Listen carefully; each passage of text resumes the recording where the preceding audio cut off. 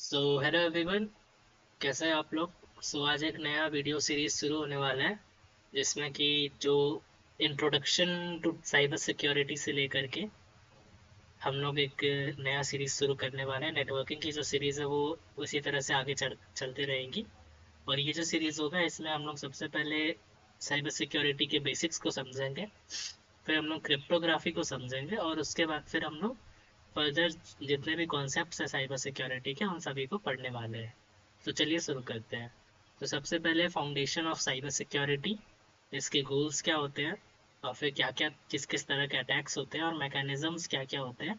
Mainly आज का lecture उसी का एक क्विक रिकैप होने वाला है जिसमें कि हम लोग उन सारी टॉपिक्स को टच करेंगे और इसके बाद इसे एक्सप्लेन करके और अच्छे से समझेंगे।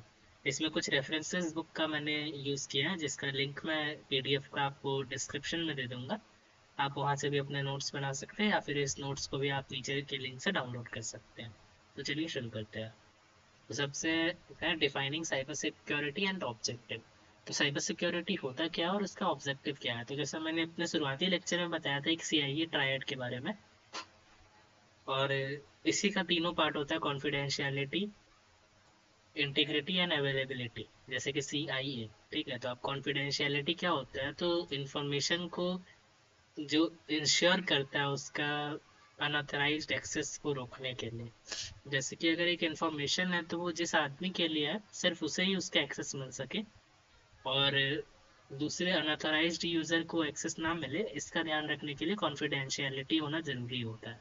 एक फर्दर एग्जांपल के लिए अगर मैं बताऊं तो आपके अगर बोर्ड्स एग्जाम होते हैं तो जो एग्जाम के क्वेश्चन पेपर होते हैं और जो आंसर शीट होती है, तो आंसर शीट पे जो नंबर लिखे होते हैं उन नंबर के हिसाब से आपकी कॉपी चेकिंग होती है और आपके नाम भी कॉन्फिडेंशियल होते हैं ताकि आपके जो बायस हो सके वो बायस ना हो सके टीचर्स आपसे, और एक इंटीग्रिटी मेंटेन रहे। तो ऐसा एक एग्जांपल आप कॉन्फिडेंशियलिटी का समझ सकते हो।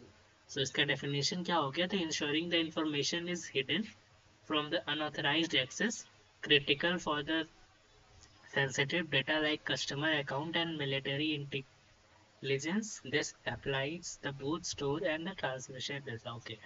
सो होता क्या है, जैसे कि अगर आप मान लीजिए आप फेसबुक पे अपना अकाउंट बनाए और आपके अकाउंट की इन्फॉर्मेशन है और ये सारी इन्फॉर्मेशन जो होती है वो सेंसिटिव होती है क्योंकि इसमें आपका नाम हुआ, आपका डेट ऑफ बर्थ हुआ, आपका एड्रेस होता है, ईमेल आईडी होता है, जिसके थ्रू बहुत आसान हो जाता है आपको ट्रैक कर पाना। इन सभी चीज़ों को कॉन्फिडेंशियल रखने के लिए जितनी भी कंपनियां हैं सभी साइबर सिक्योरिटीज के हिसाब से अपने वेबसाइट को डिज़ाइन करती है ताकि साइबर थ्रेट से बचा जा सके। दूसरा टॉपिक होता है इंटीग्रिटी। अब इंटीग्रिटी क्या होता है, तो इंटीग्रिटी होता है guaranteeing that information is modified only by the authorized entities through the legitimate mechanism. This prevents malicious alterations and the unintended changes for the system।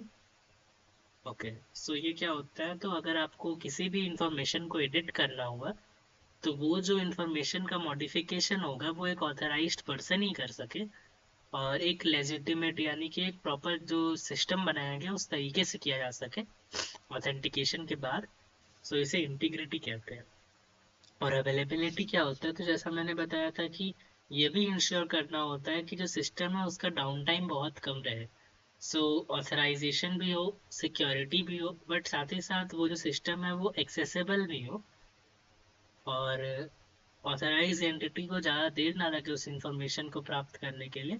ये चीज़ देखने का जिम्मेदारी होता है अवेलेबिलिटी के अंतर्गत, ताकि जो क्रूशियल और कॉन्फिडेंशियल इंफॉर्मेशन है वो इंटीग्रिटी के साथ रहे पर अवेलेबिलिटी भी उसका रहे।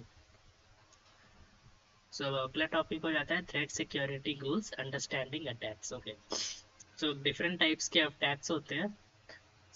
कॉन्फिडेंशियलिटी अटैक जो होते हैं जैसे स्नूफिंग हो गया, unauthorised access to the encryption of data, rendering and confidential information vulnerable। Traffic attack क्या होता है, तो driving insights by the monitoring communication patterns even if content is encrypted। Okay, तो कभी कभी ऐसा भी होता है कि कंटेंट अगर इनक्रिप्टेड भी होता है तो इनक्रिप्शन कोड और इन सब चीज़ का उपयोग करके उसे डिक्रिप्ट कर लिया जाता है और कॉन्फिडेंशियल इंफॉर्मेशन भी लीक हो सकती है। सो ये दो तरह के कॉन्फिडेंशियलिटी थ्रेट होते हैं। अब इंटीग्रिटी थ्रेट क्या होते हैं? तो modification, unauthorise alteration of the data and malicious gain of the system. Okay, so मान लीजिए आपका एक अकाउंट है, आपका माइक्रोसॉफ्ट 365 पे एक अकाउंट है, ठीक है। अब आपके क्रेडेंशियल में आपका ईमेल आईडी है और आपका पासवर्ड है। अब किसी तरह से जो अनऑथराइज्ड यूजर है उसे आपका ईमेल आईडी पता चल जाता है, वो ईमेल आईडी से लॉग इन करने के लिए करता है और फॉरगेट पासवर्ड पे करता है।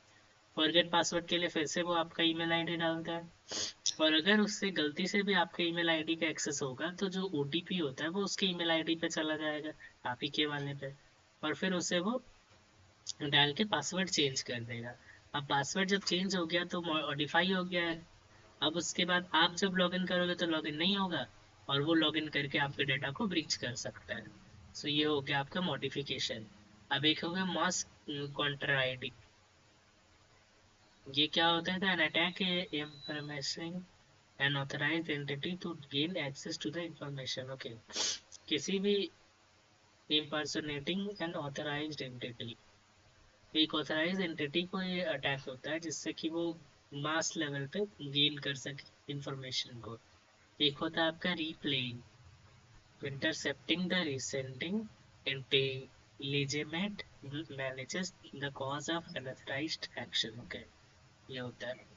अब इसके बाद हम लोग एक पढ़ेंगे अवेलेबिलिटी थ्रेट के बारे में। Denial of service attack, DOS attack, और भी बहुत सारे अटैक होते हैं, पर डिनाइल ऑफ सर्विस क्या होता है? तो उसमें overwhelming a system to slow down and totally interrupts the server, rendering information and resource unavailable. तो इस पे एक बार में बहुत सारी सर्विस का या तो रिक्वेस्ट कर दिया जाता है या फिर बहुत ज़्यादा सिस्टम को स्लो डाउन करने के लिए रिक्वेस्ट भेजे जाते हैं, तो ये डिनाइल ऑफ सर्विस हो गया, डीओएस अटैक। अब action versus passive attack, active क्या होता है, पैसिव क्या होता है? तो पैसिव अटैक जो होता है, security attacks can also be classified eight their nature and impact of the system. जैसे एक होता है एक्टिव अटैक की एक साथ किसी लाइव किसी एक सिस्टम को ब्रीच करने के लिए टीम ऑफ कोडर्स लगे हुए हैं जो कि कोड लिख करके उनके वर्नेबिलिटीज को फाइंड कर रहे हैं और इसके बाद फिर पैकेट्स भेज करके उससे डाटा को लीक कर दे रहे हैं। दूसरा एक होता है कि आप एक मैलिशियस सॉफ्टवेयर बना लिए और इसे वो जितने भी सिस्टम में जाएगा उन सारे सिस्टम को ब्रीच कर देगा और इससे data harmful data open source हो जाएगा। अब सिक्योरिटी सर्विस क्या होता है और प्रोटेक्टिंग अगेंस्ट अटैक क्या क्या सिक्योरिटी सर्विसेज होते हैं? तो सबसे पहले आता है आपका data confidentiality, data integrity, authentication, non repudiation and access control. तो अब डाटा, ये ITU-T defines key security service designed to prevent attack and support security goals. So security goals एक ISO standards के भी अंदर आते हैं जिसके थ्रू अगर आप एक ऑर्गेनाइजेशन है जो ऑनलाइन वर्क करता है तो आपको अपने privacy policies and all updated रखनी होती है। सिक्योरिटी के लिए आपने क्या क्या मेजर्स रखे हुए हैं इन सबको आपको रखना पड़ता है। जैसे कि जो भी पेमेंट सिक्योरिटी ऐप होती है उनके लिए PCI DSS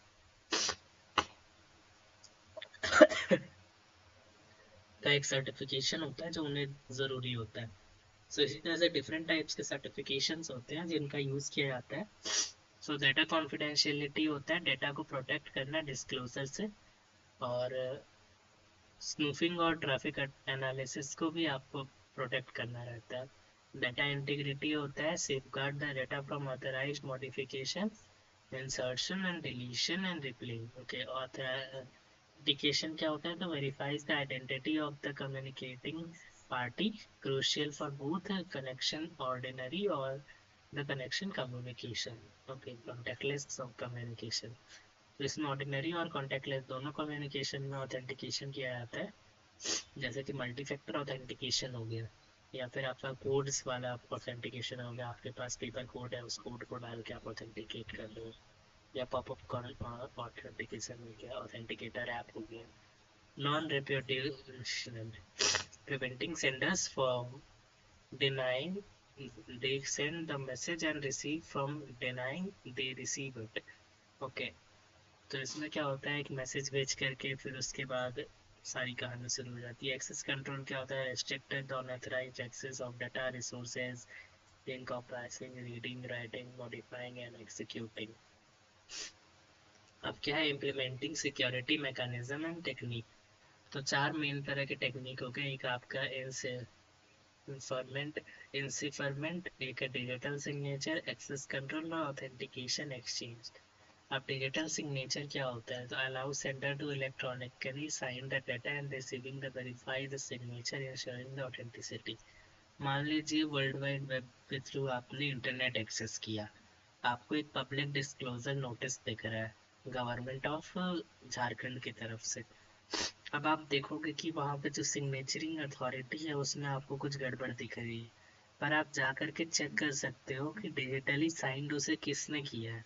क्योंकि गवर्नमेंट कोई भी लेटर इशू करती है तो उसे डिजिटली साइन किया जाता है, या फिर कोई भी बॉन्ड अगर बनता है किसी दो कंपनी के बीच में, या फिर एग्रीमेंट होता है, तो उसे आप डिजिटली साइन किया जाता है, जिसे डिजिटल सिग्नेचर सर्टिफिकेट इशू किया जाता है उसके थ्रू, और आप उसे वेरीफाई भी कर सकते हो। अब एक होता है इंसेप्टमेंट, इसमें क्या होता है, तो covers data providing confidentiality using cryptography and stenography. अब स्टेनोग्राफर्स का नाम आपने सुना होगा, बहुत सारे जॉब्स ऐसे होते हैं जिसमें स्टेनोग्राफर की ज़रूरत होती है। तो वो करते क्या है, तो वो जो राइटिंग टेक्स्ट होते हैं उनको एक अलग तरह के कोड वर्ड में चेंज करते हैं, जिसे वापस से फिर डिकोड करके यूज़ किया जाता है। और क्रिप्टोग्राफी क्या होती है, तो क्रिप्टोग्राफी का यूज़ होता है मैसेजिंग सर्विसेज में, जैसे व्हाट्सएप भी क्रिप्टोग्राफी का यूज़ करता है। इसमें एक एक्सेस की होता है और एक आपका डाटा होता है, जैसे आपने हेलो लिखा, अब वो हेलो जो रहता है वो कुछ और ही वर्ड बन करके फिर उसको बाइनरी में कन्वर्ट करके फिर वो जाएगा, फिर वो बाइनरी से उस दूसरे वर्ड में कन्वर्ट होगा और फिर उससे वो हेलो में कन्वर्ट होगा। तो ये जो होता है इसे बोलते हैं आपका इनक्रिप्शन में क्रिप्टोग्राफी। ओके। ऑथेंटिकेशन एक्सचेंज क्या होता है, entire exchange message in the proper their identity. Access control बता ही दिया मैंने, चलिए आगे बढ़ते हैं। सो अगला टॉपिक है cryptography, the art of secret writing. Okay. फिर सिमेंटिक की इंक्रिप्शन होता है, एसिमेंटिक की इंक्रिप्शन होता है और हैशिंग होता है। ये क्या होता है, तो use a single shared secret key for both encryption and decryption, allies encryption with the key and Bob decrypts with the same key। okay। so इसमें क्या होता है, तो सिमेंटिक में होता है एक ही की जो है वो इंक्रिप्शन के लिए भी होता है और डिक्रिप्शन के लिए भी यूज होता है। और जो एसिमेंटिक है इसमें दो कीज होते हैं, एक आपका इंक्रिप्शन के लिए यूज होता है, एक डिक्रिप्शन के लिए। हैशिंग में क्या होता है, तो उसमें creating a fix length message resides from the variable length message used by providing the crack value for the data integrity। okay। ये थोड़ा और अच्छे से एक्सप्लेन करूंगा मैं आपको। अब नेक्स्ट टाइप स्लाइड पे पहुंचते हैं, stenography, art of covered writing. तो इसमें क्या होता है, हिस्टोरिकल यूज होता था स्टेनोग्राफी का, जैसे कि जितने भी वॉर्स या ये सब लड़े जाते थे ना, इसमें होता क्या था कि जो इन्फॉर्मेशन है उसे सिक्योर्ड रखने के लिए इसे ट्रांसफर किया जाता था दूसरे लैंग्वेज में, जो कि आपके कोडिंग लैंग्वेज होती थी, और इसे फिर डिकोड करके यूज़ किया जाता था। तो second world war, first world war दोनों में इसका यूज़ हुआ था। मॉडर्न टेक्निक क्या होता है, तो इमेज, ऑडियो, वीडियो फाइल सबको आप चेंज कर सकते हो। Digital steganography enables binary information within text, image and all. और images cover example LSB, least significant bit method, ये भी आपको बताऊंगा अगले लेक्चर में। सो ये रहा आज का लेक्चर, बताइएगा आपको कैसा लगा lecture. Thank you so much, till then tata bye bye.